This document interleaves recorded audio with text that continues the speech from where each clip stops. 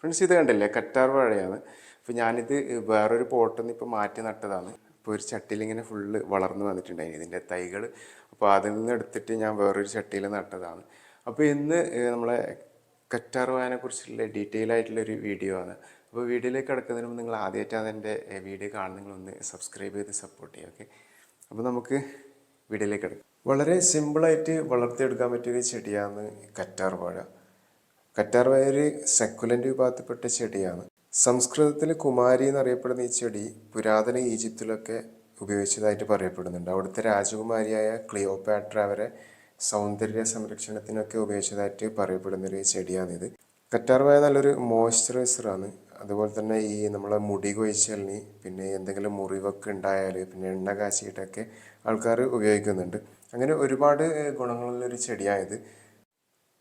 കറ്റാർ വാഴ ഒരു സക്കുലൻ്റ് വിഭാഗത്തിൽപ്പെട്ട ഒരു ചെടിയായതുകൊണ്ട് തന്നെ നല്ല രീതിയിലുള്ള സൂര്യപ്രകാശം ഇഷ്ടപ്പെടുന്ന ഒരു ചെടിയായത്. അതുപോലെ തന്നെ വെള്ളം വളരെ കുറച്ച് മാത്രമേ ആവശ്യമുള്ളൂ. വെള്ളം കൂടുതൽ ഒഴിച്ചു കൊടുത്താൽ ഇതിൻ്റെ വേര് ചീഞ്ഞു പോകാനുള്ള സാധ്യതയുണ്ട്. അതുപോലെ തന്നെ ഒരുപാട് വളപ്രയോഗം ആവശ്യമില്ലാത്തൊരു ചെടി കൂടിയാണ് കറ്റാർ വാഴ.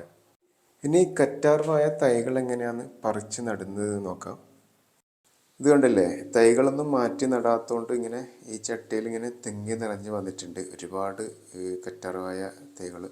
അപ്പോൾ ഇതിങ്ങനെ തന്നെ വളരാൻ വിട്ടാൽ നമുക്ക് തിക്കായിട്ടുള്ള കറ്റാർവാഴ കിട്ടില്ല. അപ്പോൾ ഇത് ഈ ചട്ടിയിൽ നിന്ന് മാറ്റി സെപ്പറേറ്റ് ചെയ്തിട്ട് ഓരോന്നായിട്ട് നടണം. അപ്പോൾ ആ ചട്ടിയിൽ നിന്ന് എല്ലാ കറ്റാർവാഴകളും സെപ്പറേറ്റ് ചെയ്ത് വെച്ചിട്ടുണ്ട്. ഇനി ഓരോ തൈകൾ എടുത്തിട്ട് അതിൻ്റെ ഡാമേജ് ആയതും അതുപോലെ തന്നെ കളറ് മാറ്റമൊക്കെ ഇല്ലേ തണ്ടുകൾ ജസ്റ്റ് പറിച്ച് മാറ്റുക, അല്ലെങ്കിൽ ഷാർപ്പായിട്ടുള്ള ബ്ലേഡോ കത്തിയോ എടുത്തിട്ട് ജസ്റ്റ് കട്ട് ചെയ്ത് കൊടുക്കുക. ഇത് കണ്ടില്ലേ, ഇതിൻ്റെ ഏറ്റവും താഴെ ആയിട്ടുള്ള തണ്ടുകൾ കട്ട് ചെയ്ത് മാറ്റാം.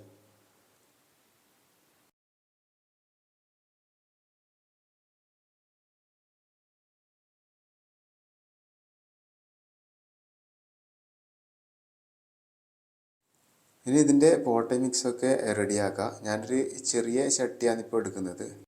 അപ്പോൾ ചട്ടിൻ്റെ അടിയിൽ നല്ല ഹോള് ഉണ്ടോ എന്ന് ജസ്റ്റ് ചെക്ക് ചെയ്യുക. എന്ന് വെച്ചാൽ നല്ല രീതിയിൽ ഡ്രെയിനേജ് ആവശ്യമാണ്. അഥവാ ഹോള് ചെറുതാണെങ്കിൽ ജസ്റ്റ് എന്തെങ്കിലും ഉപയോഗിച്ചിട്ട് അതിൻ്റെ ഹോള് കുറച്ച് വലുതായി കൊടുക്കുക.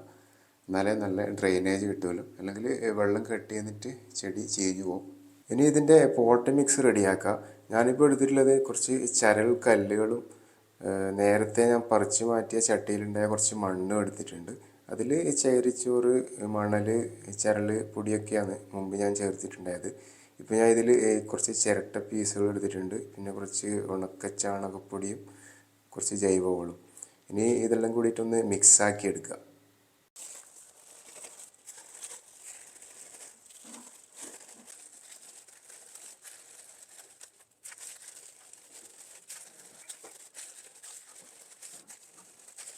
ഇപ്പോൾ പോട്ടി മിക്സ് റെഡിയായി. ഇനി ഇത് ചട്ടിയിലൊരു 3/4 ഭാഗം വരെ നിറച്ച് കൊടുക്കുക.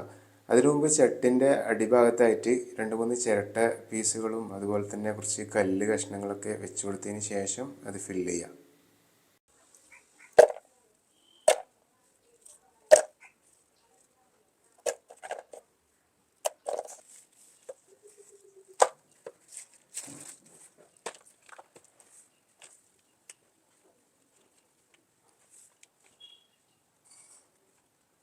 ഇനി കറ്റാർവാഴ തൈ ഇതിലേക്ക് വെച്ച് കൊടുക്കുക.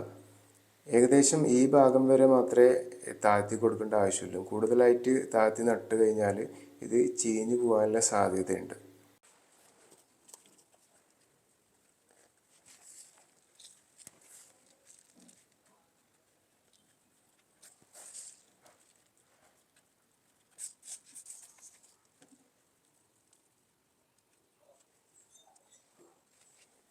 അപ്പോൾ നമ്മൾ കറ്റാർവാഴ തൈ പുതിയ ചട്ടിയിൽ നല്ല രീതിയിൽ വെച്ച് കൊടുത്തിട്ടുണ്ട്. അപ്പോൾ ഇതുപോലെ നമുക്ക് പുതിയ നല്ല അടിപൊളി കറ്റാർവാഴ തൈകൾ നല്ല തിക്കായിട്ട് വളർത്തിയെടുക്കുക. ഇനി ഇതിലേക്ക് കുറച്ച് വെള്ളം ഒഴിച്ച് കൊടുക്കുക. ഒരുപാട് വെള്ളം ഒഴിക്കേണ്ട ആവശ്യമില്ല. പിന്നെ ഇതിന് വെള്ളം ഒഴിച്ച് കൊടുക്കുമ്പം ഇന്നിപ്പോൾ ഒഴിച്ച് കഴിഞ്ഞാൽ അടുത്ത പ്രാവശ്യം ഒഴിക്കുന്നതിന് മുന്നേ ഇതിൻ്റെ മണ്ണ് മൊത്തമായിട്ട് ഡ്രൈ ആയിട്ടുണ്ട് എന്ന് ഉറപ്പ് വരുത്തണം. ഇതിപ്പോൾ ചെറിയൊരു ചട്ടിയിലാണ് നട്ടിട്ടുള്ളത്. ഇത് വളർന്ന് വലുതായി വരുമ്പം ചട്ടി മാറ്റി കൊടുക്കുക. അതിൻ്റെ കൂടെ തന്നെ കുറേ തൈ വരാനും സാധ്യതയുണ്ട്. അപ്പോൾ നമ്മൾ ചെറിയ തൈകളൊക്കെ മാറ്റി നട്ടു കൊടുത്ത് നല്ല രീതിയിൽ ഇത് നല്ല തിക്കായിട്ട് വളർത്തിയെടുക്കാൻ പറ്റും. അതുപോലെ തന്നെ എപ്പോഴെങ്കിലും ചെറിയ വളപ്രയോഗം ചെയ്താൽ മതി. പിന്നെ ഈ മുട്ടത്തോട് അതുപോലെ തന്നെ നേന്ത്രപ്പഴത്തിൻ്റെ തൊലിയൊക്കെ ചെറുതായിട്ട് അരിഞ്ഞിട്ട് കൊടുത്താൽ ഇതിൻ്റെ വളർച്ചയ്ക്ക് ഗുണം ചെയ്യും. അപ്പോൾ ഇതുപോലെ നല്ല സിമ്പിളായിട്ട് കറ്റാർ വാഴ നമുക്ക് വളർത്തിയെടുക്കാൻ പറ്റും. അപ്പോൾ വീഡിയോ എല്ലാവർക്കും ഇഷ്ടപ്പെട്ടു എന്ന് വിചാരിക്കുന്നു. ഇഷ്ടപ്പെട്ടാൽ ലൈക്ക് ചെയ്യുക, ഷെയർ ചെയ്യുക. അതുപോലെ തന്നെ വീഡിയോയെക്കുറിച്ച് എന്താ അഭിപ്രായം ഉണ്ടെങ്കിലും താഴെ കമൻറ്റ് ചെയ്യാൻ മറക്കണ്ട. ഓക്കെ, അപ്പോൾ വീണ്ടും നല്ലൊരു വീഡിയോ ആയിട്ട് വരാം. അതുവരെ ബൈ ബൈ.